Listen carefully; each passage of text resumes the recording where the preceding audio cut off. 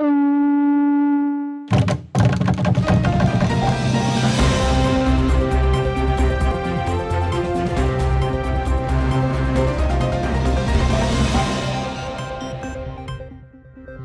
headlines: Prime Minister Manele urged the international community to take stronger and more decisive action on climate change.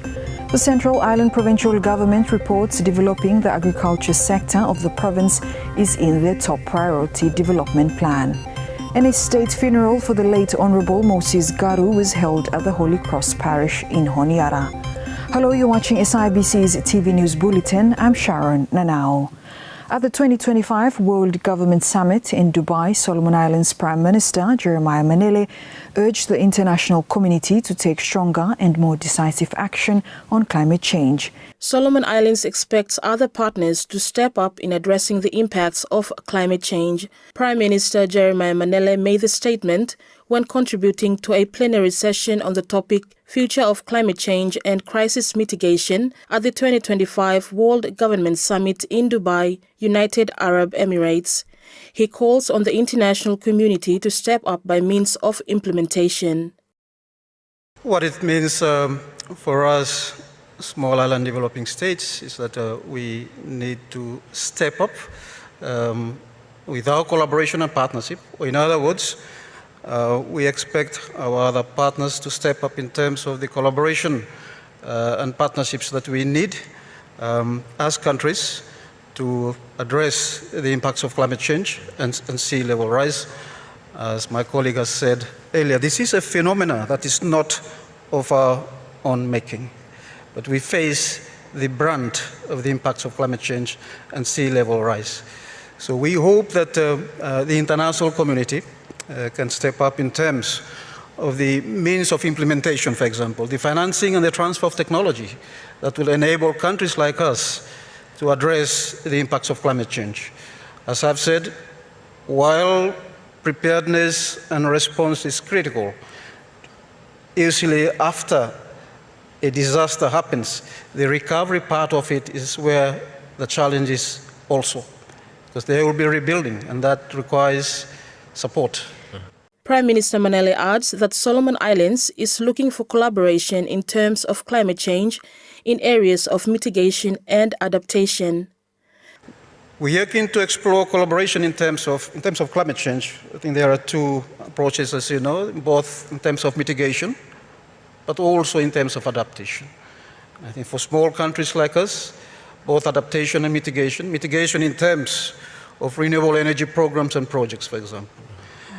As you would appreciate, a good number of the Sustainable Development Goals and targets will require communities, especially rural communities in many small island developing states or least developed countries, to have access to reliable and affordable energy. So that is critical. Yeah. But also adaptation in terms of enhancing the capacity of our atoll communities to be able to withstand sea level rise, coastal erosion. So there are adaptation measures that are also critical. Yeah. Solomon Islands is one of the most vulnerable countries in the world to climate change and ranks second in global disaster risk. Eliza Kokutu for SIBC TV. The Central Island Provincial Government is planning to develop the province's agriculture sector. Premier Honourable Michael Cellini told SIBC News in efforts to develop the sector, they have held discussions with the Ministry of Agriculture and Livestock to develop Hakama Farm in the Florida group of islands. He said they are looking to revitalize the province's cocoa and copper industry, and develop Hakama Farm is one of the ways forward in developing the sector. And in terms of agriculture, we are looking at two key areas inside agriculture. The first one is the revitalization of the cocoa and the copper industry inside the province.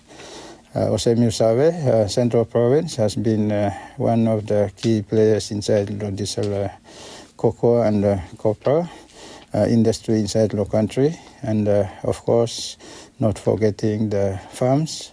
Hakama Farm, one of the biggest farms inside the country. It's about 99 hectares. It's quite a big land, and Hemi currently owned by the government.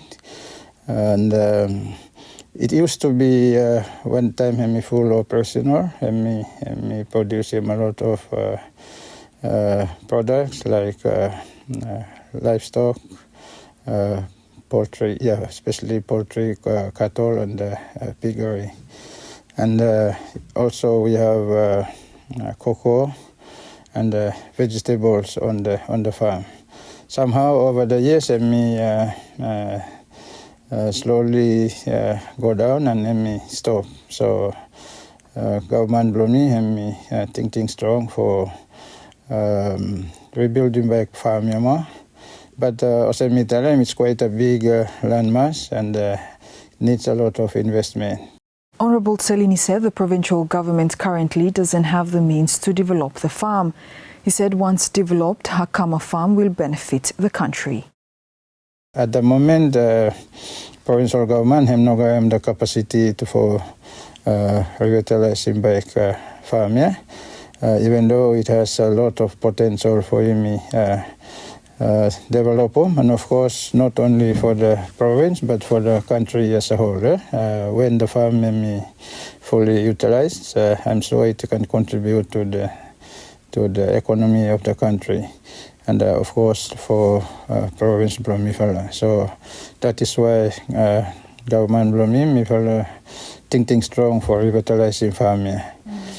So I have known me fella decide for meet with the Ministry of Agriculture, because of the main ministry where me work with local agriculture inside the country. And the meeting was really good. We had good feedback and assurance from the ministry, and we are really happy. So we are looking forward for work together for develop back more farm, so that we can all benefit from it, both the provincial government and of course the national government. Honorable Tselini said they were assured by the Ministry of Agriculture and Livestock from the discussion held that they will help revive the farm. Ministry was happy. Okatatu overlooking the potential of the farm, and very happy that provincial government and bringing up the idea. In fact, they are assuring us some support, and we look forward to working together with them in redeveloping the farm again. So I think we all agree during that meeting that it's a very important investment for the government. So we will agree for working together. After the dialogue, by giving time to ministry for settle down, now that the budget has been passed, and what I need for worker law or the process is broken, and as soon as it's ready, by me for work together for doing procurement. In fact, looking at supporting me for especially the piggery and poultry for start with, and then might go into the cattle a bit later. So I think those ones now me for agree with.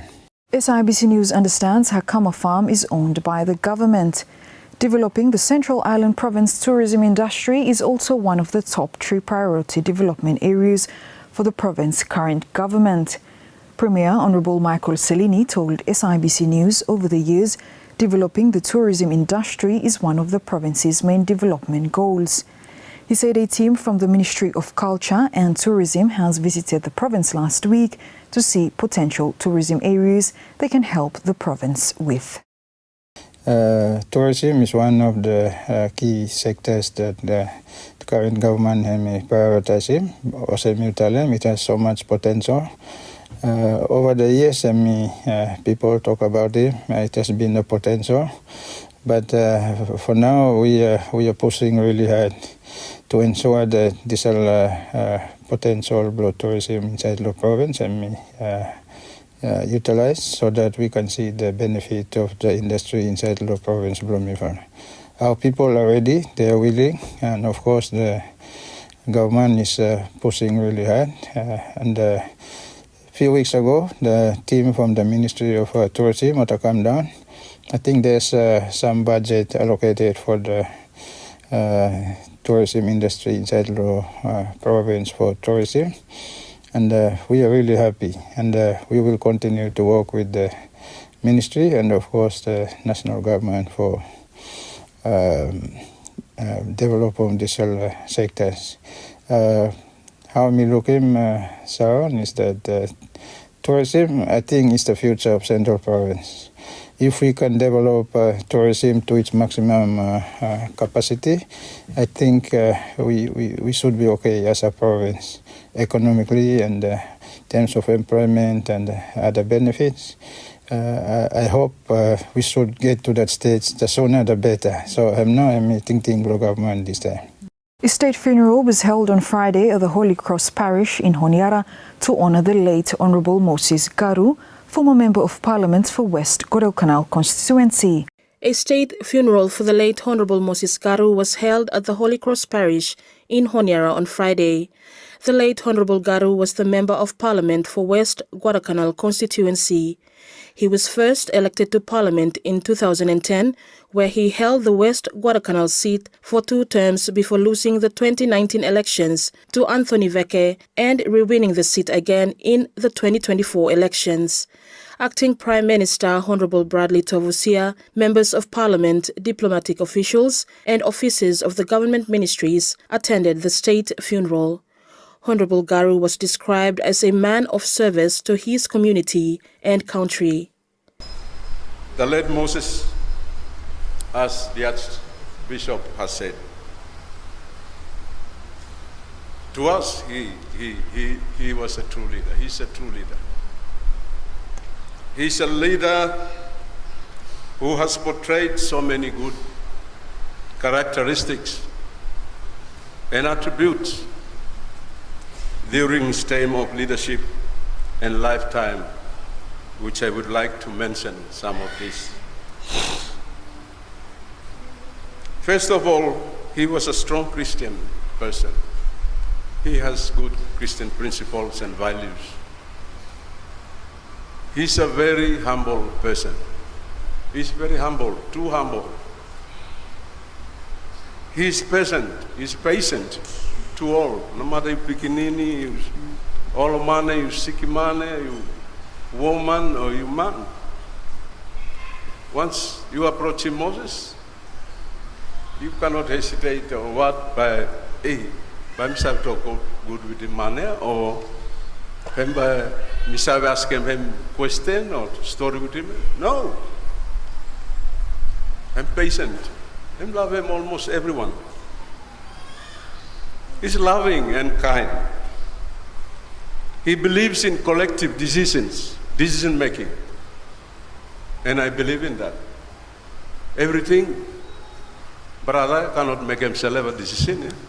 He must call him me or call him Mifala 2, 3 or get committees below him to help him make the best and the wise decision. He believes in giving and serving others first. So he's a man who likes to give here and to serve others first. Him always be behind now, everything. So you follow where Savel or Moses, but you follow understanding what Namitana. And of course he leads by example. Meanwhile, Member of Parliament for Central Guadalcanal constituency, Honourable Peter Chanel Angovaka, speaking on behalf of the government, said the late Honourable Garu has served the country well. Moses Garu was a politician who served as a Member of Parliament for West Guadalcanal constituency for a total 3 parliamentary terms. He held various ministerial positions throughout his career, and he was also a member of the parliamentary standing committees several parliamentary committees. He was first elected as a member of parliament for West Guadalcanal constituency in 2010. During the 9th parliament, he served as a member of the Public Accounts Committee and also as Minister for the Ministry of Mines, Energy and Rural Electrification. His contributions has done well for our country in the mining sector.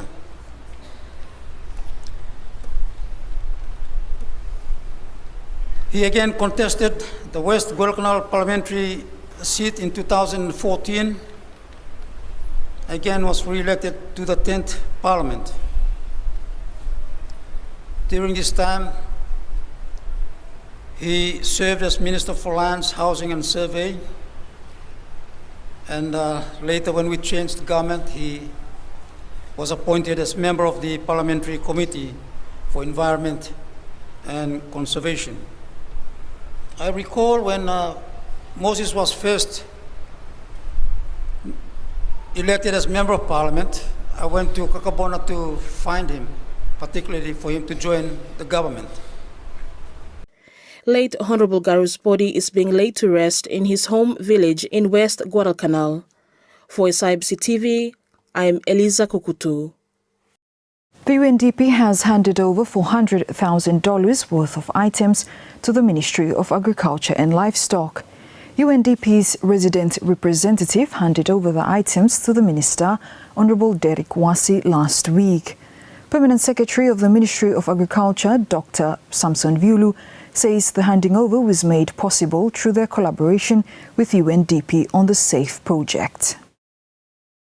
Collaboration belum ifala wete ma UNDP hem come under one fala project that call him lo SAFE project. This particular project hem sit with the Ministry of Environment na hem lead ministry within lo government for him implement him. And there are a few components inside lo this fala SAFE project where Ministry of Agriculture na hem karem active role hem. And in fact SAFE hem just a short acronym no ma. This fella project has to do with him safeguarding biodiversity. Solomon Islands, including what endemic species blame against him na invasive alien species, or IAS in short. So him to do with him what biosecurity work na major component SAFE project there. And this fella SAFE project him one fella 6 years project there.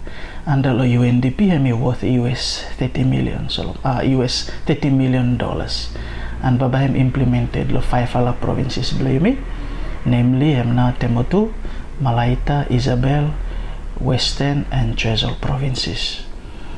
Focus Flow project hemi for, as me earlier on said, for protecting na biodiversity blame against him with invasive alien species or the pests and diseases where he come from abroad. He says the items will be used to conduct biosecurity work in the Western Province. Okay, boats and engines here by me fala using for biosecurity work lo Western Province. One follow by him stay lo Noro as the international seaport, as well as for saving na international airport blame lo Munda.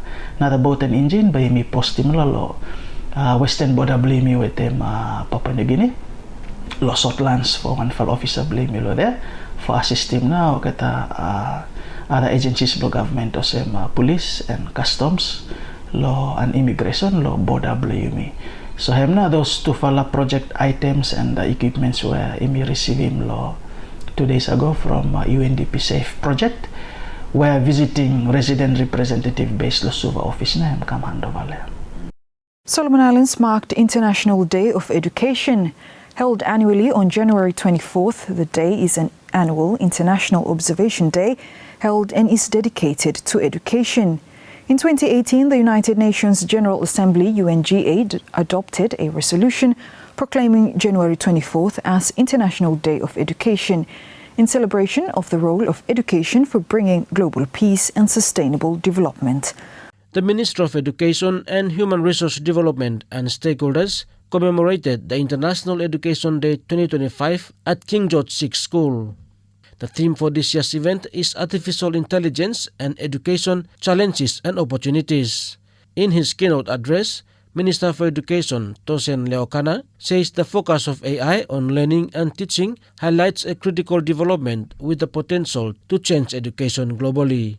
This year's focus on AI in learning and teaching highlights a critical development with the potential to revolutionize education globally. AI is not a distant concept. AI is here already, shaping classrooms and teaching methods, from personalized learning paths that adapt to each student's pace to intelligent tutoring system, providing real-time feedback. AI is making education more inclusive and effective. How is AI relevant in Solomon Island education? Our nation faces unique educational challenges due to its geographical nature. An island nation separated by vast ocean, making transportation and communication challenging. This situation is exacerbated by limited access to quality education in rural and remote islands.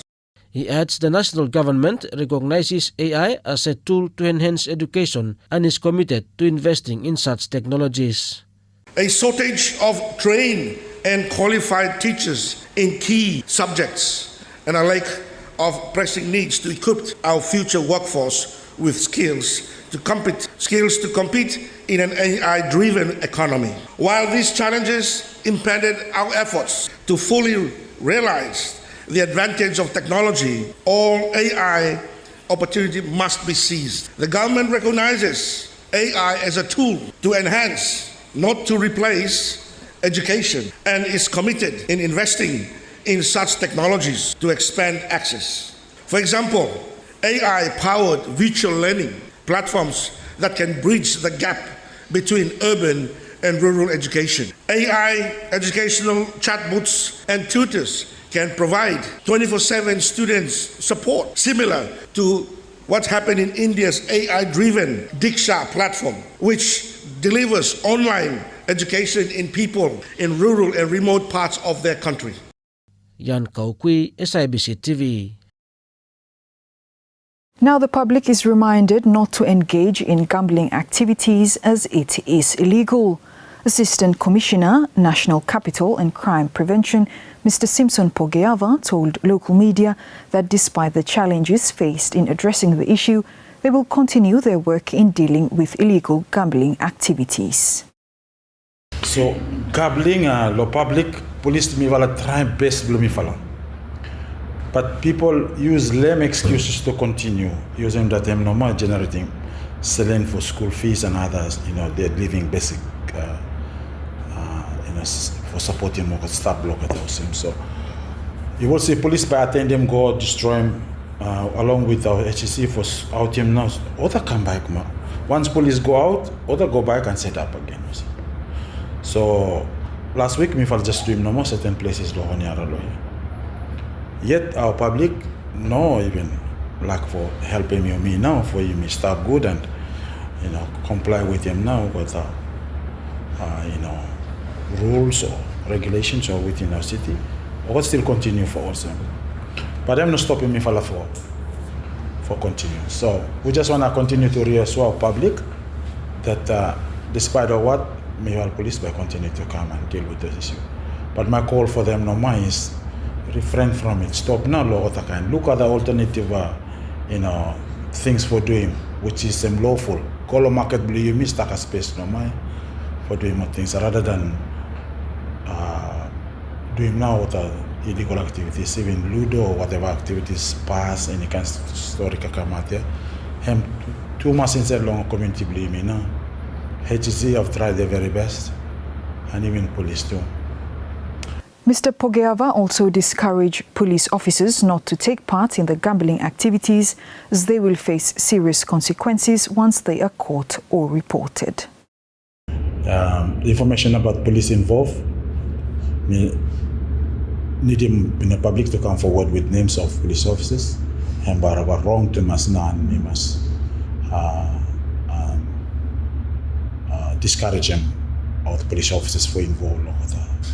And we follow a process to deal with such behavior or attitude in the woods. So I'm encouraging community to come forward with names and who know them involved along with such illegal gambling or activities also. The Solomon Islands Ports Authority SIBC officially commissioned the upgraded Commonwealth Street project. Ian Kaukui reports. The Solomon Islands Ports Authority SIBC on Friday commissioned the upgraded work on the Commonwealth Street carried out by the China Railway Construction. In his remarks at the commission event, SIBC Chief Executive Officer Eranda Kotelawala said SIBC is proud to fund the project. So thank you everyone actually being here with us with a brief ceremony to commission the newly upgraded Commonwealth Street, the Bokana Bay, the domestic road, and as well as the port entry road actually to the entrance. So this project has been approved by the board a couple of months ago, and then we gave the contract to China Railway. I think this is the significance of this event, not only the commissioning. This is the first project of China Railway in the Solomon Islands. So Jason and the team has been very cooperative to meet very tight deadlines, and that within a month and a half they were able to finish this job. And also they were quite supportive in going a little beyond the contract to do the car parks free of charge for us. So Jason, thank you very much for your wonderful work and your wonderful team. One of the main intention of upgrading, because the whole project has been fully funded by the Solomon Ports, awarded to the China Railway to uplift the port precinct, because reason to have not only have a smooth drive and also the uplift of city, where we live, where the port stays. So I think this precinct has become one of the attraction. Well, I mean also the Unity Square. Some of the new domestic terminal we commissioned in the month of December, and also some of the major upgrades done to the ports area. So this has become an iconic area in the city, so that we endeavor and also as a state-owned enterprise to uplift and upgrade where we live and our community and as well as our city. So also to enhance and beautify our city and beautiful city of Honiara. China's ambassador to Solomon Islands, His Excellency Tsai Wei-ming, in his remarks, congratulated SIBC for the successful completion of the project. I would like to congratulate the successful completion of the project and offer my sincere appreciation to workers and engineers of both China and Solomon Islands for their hard work. I'm sure this project will not only facilitate the travelers around the port area, but also improve the transportation capacity of this port. The completion of the Commonwealth Street upgrade project is another testament to the strength and depth of the Belt and Road cooperation between China and Solomon Islands since we established diplomatic relations and signed the Belt and Road cooperation document 5 years ago. Meanwhile, Minister for Infrastructure Development, Honorable Manasseh Mailanga, acknowledged Solomon Ports for its support to the country's infrastructure development. Today we're not just opening a street, we're opening doors to new possibilities, to stronger relations, and to a brighter future. This is a space for everyone. We are proud to see how it will benefit all who pass through it. I would like to say here, on behalf of the government, to thank the Solomon Islands Ports Authority and the board to seeing it fit to take on board to refurbish this Commonwealth Street. As you know, it's a part of the government. It's a road that the Ministry of Infrastructure is responsible to see any maintenance. We are responsible for the roads. But I would like to say here, thank you very much, CEO and the board, seeing it fit to also take part in our community development to support and to refurbish our road here in the Commonwealth Street. Solomon Islands expects other partners to step up in addressing the impacts of climate change. Yan Kaukui, SIBC TV. The Royal Solomon Island Police Force calls on individuals and groups who causes disturbances during late night hours using loud music to respect their communities. Assistant Commissioner National Capital and Crime Prevention, Mr. Simpson Pogeava, told local media that youth should take up the initiative to work closely with their community leaders to prevent such unwanted activities. Making noise, causing nuisance, public nuisance. So, I think, we should consider it. After 10 on our boards, people should not use any loud music anyway. But you will find a lot. Me receiving a lot of these reports, even early morning about ringing mobile. Me overlooking money so. Or ringing me, big boss me people. So my advice to the general public now is, especially all the young youths, they need to organize themselves, stay away from playing of loud music, either low vehicles, moving vehicles, or within our communities also. Mr. Pogeava also encouraged community leaders to help take responsibility and work together with the police in addressing the issue. And me asking community leaders too. Police cannot be everywhere at one time. And calls everywhere is a quite challenge for us. Everyone now must work together. Our leaders need to talk to their kids and educate them, no involved. Some of our families don't really provide that proper guidance and teaching to our kids. That's why they roam around too much everywhere and causing a lot of nuisance. Other families disturb and always report coming with the incidents. Now, the Solomon Islands Broadcasting Corporation (SIBC) signed a Memorandum of Understanding (MOU) with the Fiji Broadcasting Corporation on Friday. The agreement aims to enhance relations and increase cooperation between the two broadcasting organizations. SIBC Chief Executive Officer Johnson Honimai told regional media the MOU will focus on strengthening cooperation in areas such as content creation. As the MOU spells out, we will continue to cooperate in content, co-productions, and of course personal exchange and attachments between the two organizations. Each of the projects under this will require a different contract. He adds the collaboration is necessary for SIBC as it continues to adapt to the digital media landscape. For SIBC, this is the way to go. We can't do things ourselves. We need the help of our bigger brothers and sisters. So I'm very happy. My board chairman has approved this document that we've just signed. So it's now left to management to implement, and very soon, hopefully, we can get some funding to send some of our officers, especially in digitization and of course in TV and radio too, because we operate in all the three platforms that FBC operates on. The MOU signed coincided with the Pacific Media Partnership Conference 2025 in Suva, Fiji last week.